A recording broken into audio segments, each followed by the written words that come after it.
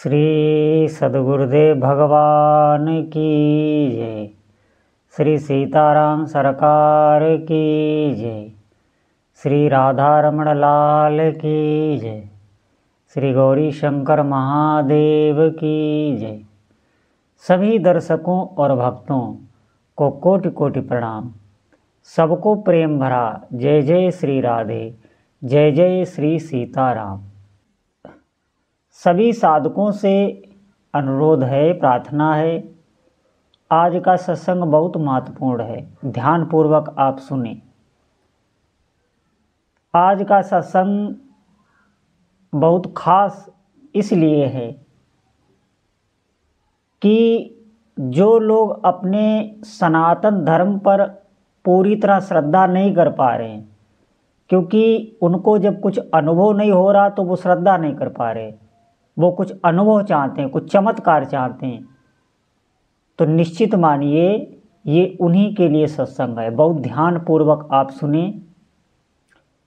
आज का सत्संग बहुत महत्वपूर्ण इसलिए होने वाला है कि ये उन सभी के लिए है जो संसार में रत हैं, जिन्हें भक्ति भजन से कुछ मतलब नहीं, लेकिन अंदर ही अंदर चाहते हैं वो कि मुझे कुछ अनुभव हो, मुझे भी दिव्यता का अनुभव हो, मुझे भी दिव्य शक्तियों का अनुभव हो, ऐसी उनके अंदर आकांक्षा है। तो बहुत ध्यानपूर्वक सभी साधक सुने।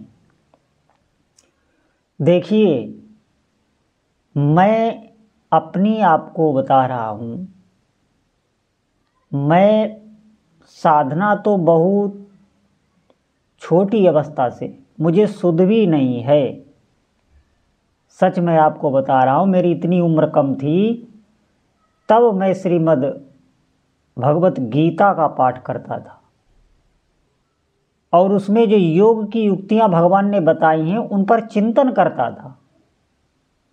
मैं सच आपको बता रहा हूँ। फिर धीरे धीरे हमने भी पढ़ाई की है, और मेरे मन में हमेशा ये रहता था कि संसार से एकदम अरुचि सी। क्यों? क्योंकि मैं देखता था कि जो हमारे बहुत प्रिय हैं वो बिछुड़ रहे हैं, उनकी भी मृत्यु हो रही है। हमने जिसे बहुत प्रेम करने की कोशिश की वो हमसे दूर जा रहा है, हम उसे नहीं रोक पा रहे हैं। बहुत सी ऐसी मनुष्य जीवन एकदम बिल्कुल हम आपको बता रहे हैं जैसा विधि का विधान होता है उसके अनुरूप ही हमें चलना होता है, हमारे कुछ हाथ में नहीं। इन सब चीज़ों को लेकर मैं संसार से भयभीत हो गया, सच मैं आपको बता रहा हूँ। मैंने फिर बहुत भ्रमण किया, और जब भ्रमण किया तो भगवान की कृपा हुई। क्यों? जिसके लिए भी आप, ये ऐसा मार्ग है, अगर इसमें सच्चाई से आप चलेंगे तो निश्चित ही प्रभु आपको रास्ता देंगे।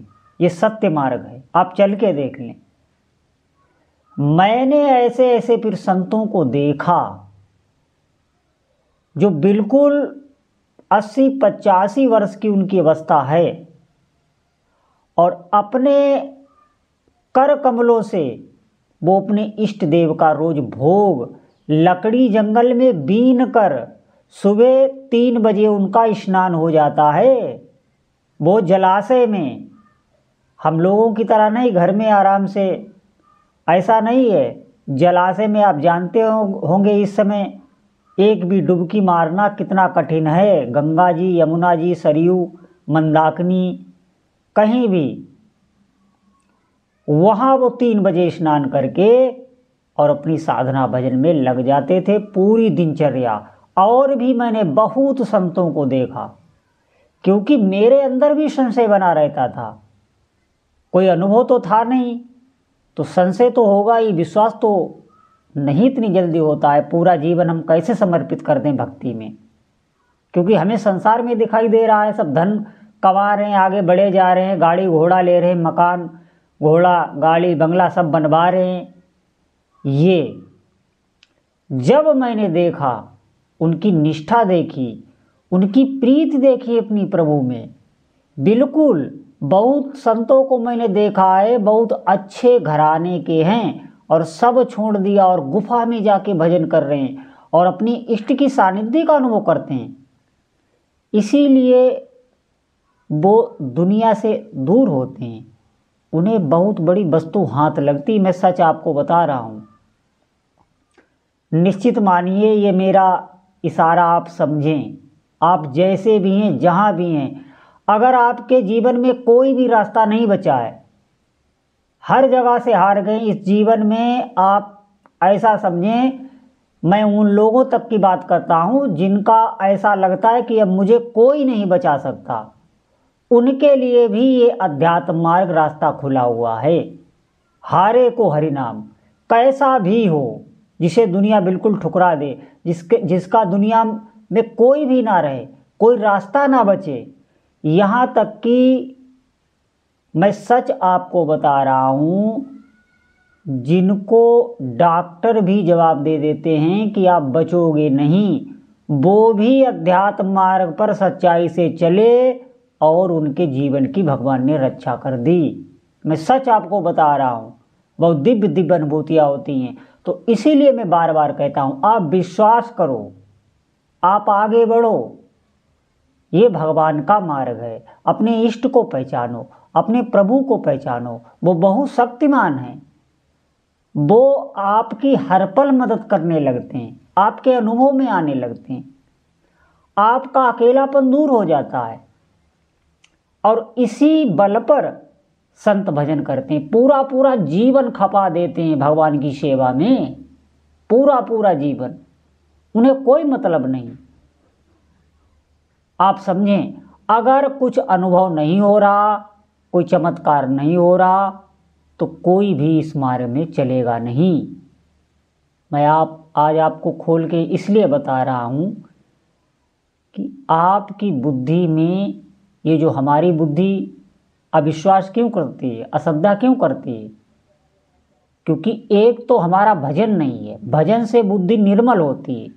निर्मल बुद्धि में जो अदृश्य शक्तियाँ हैं, जो दैवी शक्तियाँ हैं, वो दिखने लग जाती हैं, उनका प्रभाव समझ में आने लगता है, इस संसार का सत्य उजागर होने लगता है। हमारी बात मानिए आप, ये निर्मल जब अंतःकरण होता है, वो होता है भजन से। या आप धार्मिक आचरण कर रहे हो, धार्मिक आचरण ये है कि आप गृहस्थ धर्म में हैं तो सत्य मार्ग पर चलें, सत्य ही बोलें और जो गृहस्थी के नियम हैं उनका निर्वाह करें, सबकी सेवा, दूसरों की सेवा के लिए कर्म करें और अपने इष्ट देव को समर्पित करें। अगर इस तरह से आप चल रहे हैं तो भी आपको अपने इष्ट देव के साक्षात दर्शन हो जाएंगे, उनकी सानिध्य का अनुभव होगा और उनसे प्रेम हो जाएगा, ये जीवन धन्य हो जाएगा। और अगर आपसे कुछ भी नहीं बन रहा है तो आप उनका नाम गुनगुनाने लग जाओ, रटने लग जाओ। ये ऐसी संजीवनी मूरी है, निश्चित मानिए ये ऐसी दिव्य शक्ति है, दिव्यास्त्र है, जो आज तक कोई काट नहीं सका। भगवान नाम जप। इसीलिए मैं बार बार कहता हूँ, जीवन को समझो, अध्यात्म को समझो। अपने सनातन धर्म में इतने ग्रंथ हैं कि आप पढ़ पढ़ के आपको कई जन्म लेना पड़ेगा तो भी आप उन ग्रंथों का अवलोकन नहीं कर सकते, ऐसा आप समझें। और अगर आप नाम जप में लग गए तो सभी ग्रंथों का जो सार है वो आपके हृदय में स्थित हो जाएगा। सब कुछ पता हो जाता है नाम जापक को, सब कुछ, वो इष्ट स्वरूप ही हो जाता है, ऐसा आप समझे। कई अवस्थाएं हैं साधना की, तो मेरा सभी साधकों से निवेदन है, वास्तविक अगर दुखों से आपको बचना है, देखिए मनुष्य शरीर दुर्लभ बताया तो गया है, लेकिन इसके साथ व्याधि भी बहुत लगी हैं, हानि लाभ जीवन मरण। बीमारी कोई अगर लग गई तो भी आपका भजन नहीं हो पाएगा।